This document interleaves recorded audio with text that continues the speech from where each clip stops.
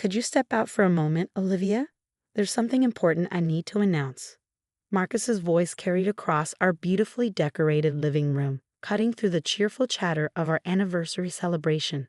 50 pairs of eyes turned to stare at me, including those of our 12-year-old twins, Emily and Noah. I stood frozen by the fireplace, champagne glass halfway to my lips, trying to process what my husband of 15 years had just said. The same husband who had insisted on throwing this lavish anniversary party, who had spent weeks planning every detail, down to the gold-trimmed invitations and crystal centerpieces. Marcus? I managed my voice steadier than I felt. What do you mean? He straightened his designer tie, the one I'd given him that morning, and flashed that confident smile I'd once fallen in love with. It'll just take a minute, honey. Wait in the kitchen. The kitchen. As if I were the hired help instead of his wife of 15 years, the mother of his children, the woman who had supported him through law school by working 2 jobs. I caught sight of his secretary, Amanda, standing in the corner. She was wearing a red dress that seemed inappropriately tight for an anniversary party, twisting a strand of perfectly highlighted hair around her finger. The smirk on her face told me everything I needed to know. My hands should have been shaking. My voice should have cracked. But 15 years of marriage had taught me to read the signs, and I'd been preparing for this moment longer than Marcus knew. Actually, I said, setting down my champagne glass with deliberate care, I think I'll stay right here.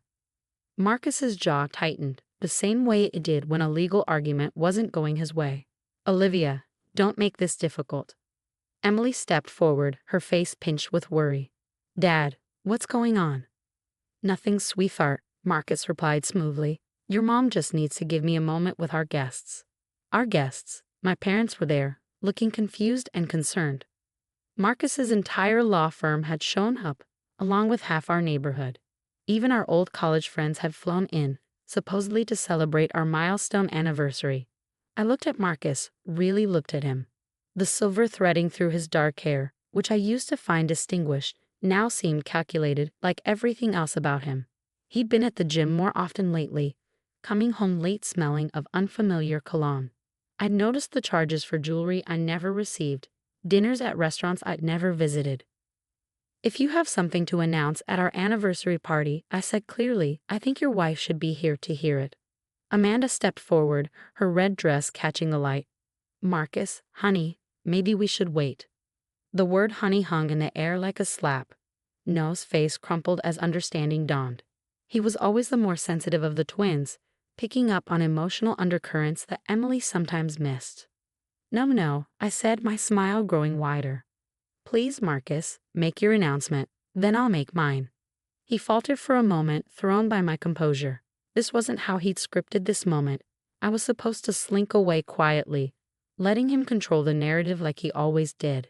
But something in my expression must have unsettled him because he ran a hand through his carefully styled hair.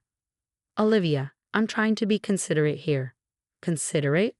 I laughed, the sound ringing true and clear. Is that what you call asking your wife to leave her own anniversary party so you can announce your engagement to your secretary? Please, Marcus, enlighten us all about your consideration. The room went deadly quiet. I could hear ice clinking in glasses, the soft gasp of shocked guests, the muffled sob from Emily, who had finally caught up to what was happening. Amanda's smirk faltered. Clearly, this wasn't going according to their plan. They'd probably imagined a dignified announcement, sympathetic murmurs from the guests, a seamless transition from one life to the next. Marcus's face darkened. If you insist on doing this here. Oh, I insist. I turned to face our guests, my voice carrying to every corner of the room. My husband has something to share with all of you. And after he's done, I have my own announcement to make. One that I think everyone, especially Marcus's law partners, will find very interesting. His eyes narrowed. He knew I handled all our family finances, that I had access to every account, every transaction, every paper trail he thought he covered. But he couldn't know what else I'd discovered, not yet. Mom? Emily's voice wavered. What's going on? I reached for both my children, drawing them close. They were old enough to understand betrayal, but too young to deserve it. It's okay, sweethearts. Sometimes people show us exactly who they are. We just have to be ready when they do. Marcus stepped forward, his confidence visibly shaken. Olivia, think about what you're doing. Oh, I have, I replied softly. I've thought about it for months. Now, would you like to make your announcement or should I make mine first? The crystal chandelier light caught the diamond on Amanda's left hand, the one I tracked to a purchase at Tiffany's 3 weeks ago. The same day Marcus had told me he needed to cut back on the twins' extracurricular activities because money was tight. I smiled, feeling the weight of the USB drive in my pocket. The floor is yours, honey. Marcus stood there, his perfect facade cracking under the weight of 50 expectant stares. For a man who commanded courtrooms with ease, he suddenly looked like a defendant caught in a lie. Since my wife insists on making a scene, he began, shooting me a look that once would have made me shrink away. I might as well be honest. Amanda and I have fallen in love. These things happen. We're getting married as soon as the divorce is finalized. The collective gasp from our guests would have been comical if it weren't for the twins trembling against me. Emily had gone rigid, while Noah pressed his face into my side, trying to hide his tears. These things happen, I repeated, my voice cutting through the murmurs. Like the thing that happened to our joint accounts 3 months ago, or the thing that happened to the twins' college fund last week. Marcus's face paled. Amanda stepped forward, probably to support him, but my glare stopped her cold. I don't know what you're talking about, Marcus said, but his lawyer instincts were kicking in. He knew he was walking into something, but he couldn't see the trap yet.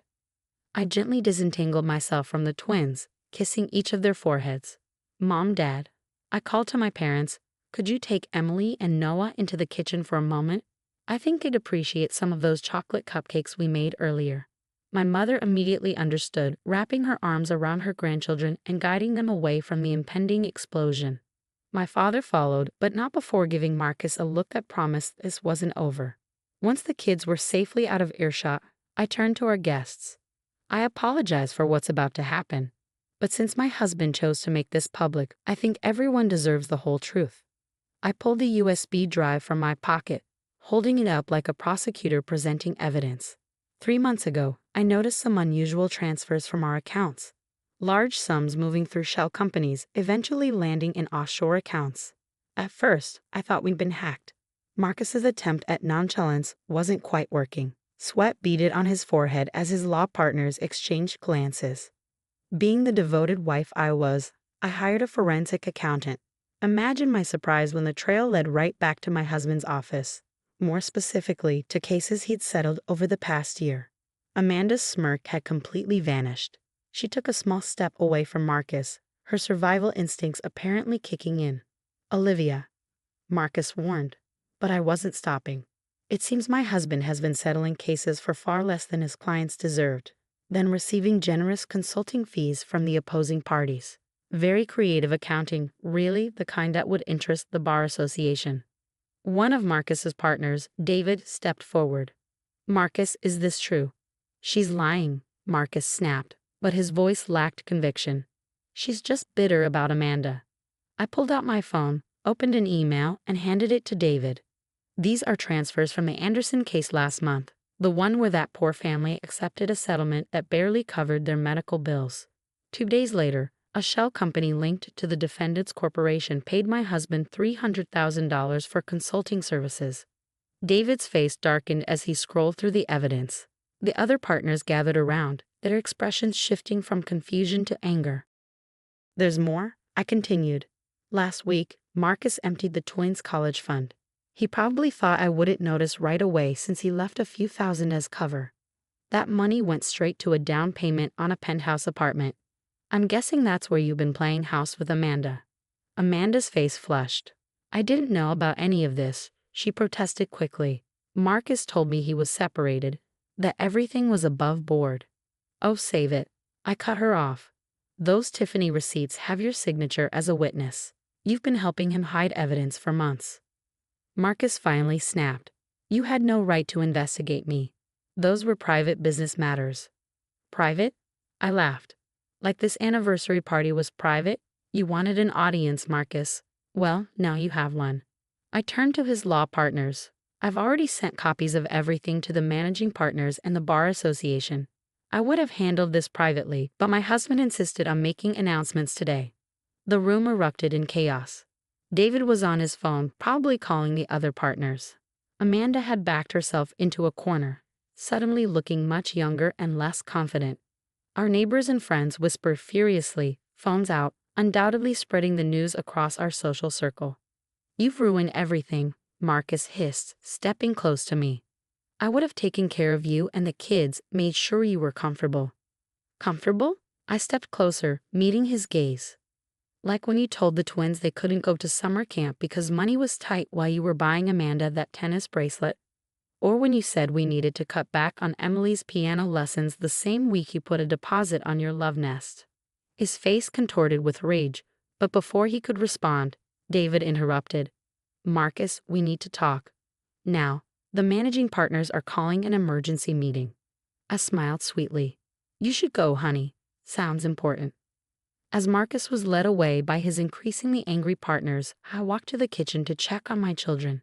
They were sitting at the counter, picking at chocolate cupcakes while my parents hovered protectively nearby. "Mom?" Emily looked up, her face streaked with tears. "Are we going to be okay?"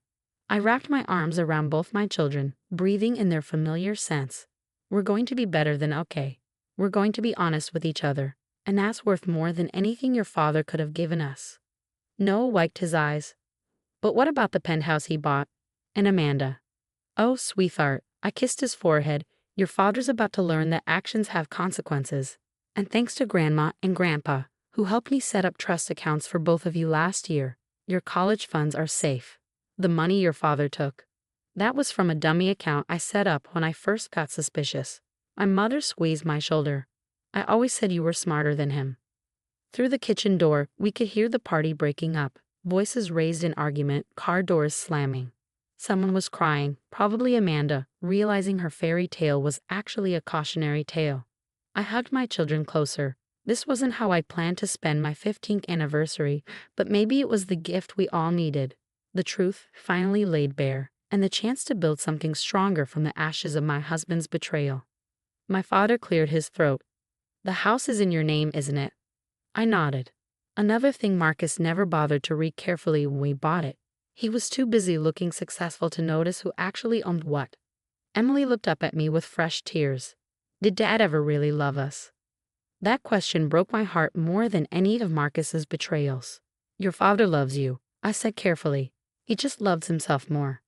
But you have me, and I love you enough for both parents. Sometimes that's more than enough." 1 month after the anniversary party that ended my marriage, I sat in my home office reviewing emails from Marcus's former law firm. The fallout had been swift and devastating for him. The managing partners had placed him on immediate leave pending investigation. Amanda had disappeared to her parents' house in Ohio, taking with her copies of every incriminating document she could find in a desperate attempt to save herself. Marcus's carefully constructed world crumbled faster than the elaborate anniversary cake he'd insisted on ordering. My phone buzzed with a text from David, now the lead partner handling the mess Marcus left behind. Bar Association made their decision. License suspended pending criminal investigation. Thought you should know. I didn't give the satisfaction I'd expected. Instead, I felt a quiet peace. The twins were at school, adapting better than I feared. Emily had thrown herself into piano with renewed passion, and Noah had joined the school newspaper, discovering a talent for writing that surprised us all. A knock at the door interrupted my thoughts. My mother stood there, holding a stack of papers. "The last of the divorce papers just arrived.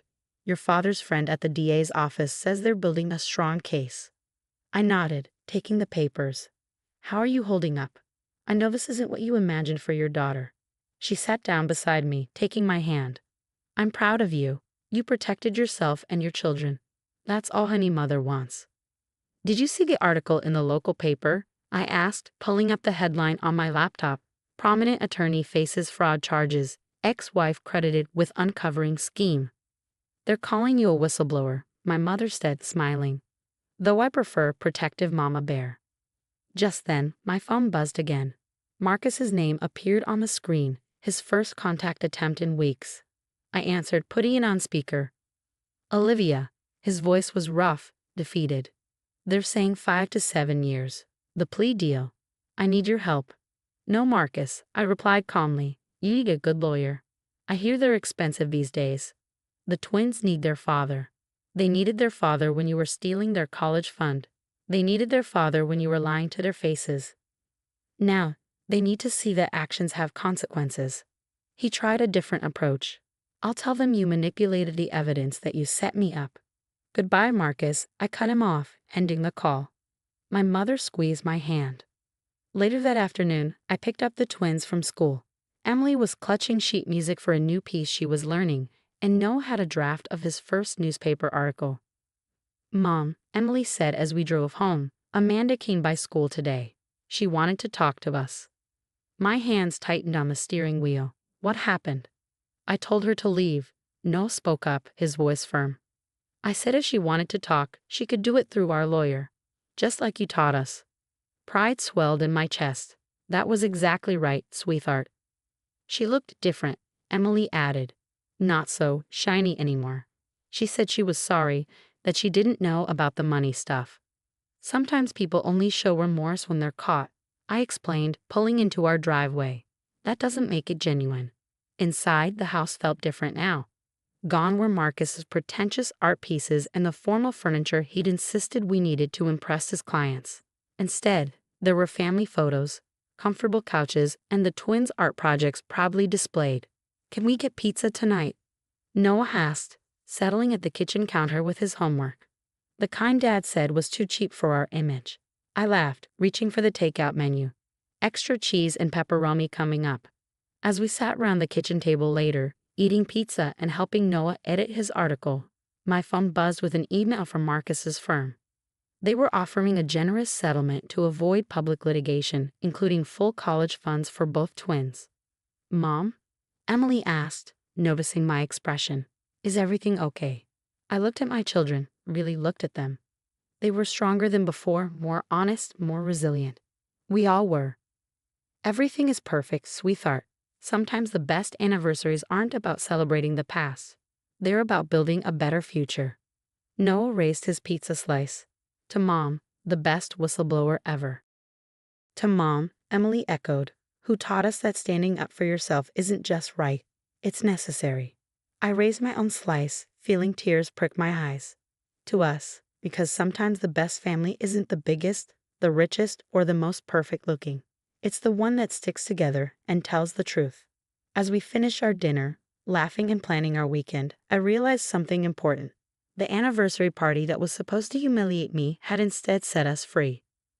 Marcus had wanted to make an announcement that would destroy our family. Instead, he'd given us the chance to build a stronger one from the ashes of his betrayal. Sometimes the best revenge isn't about getting even. It's about getting better.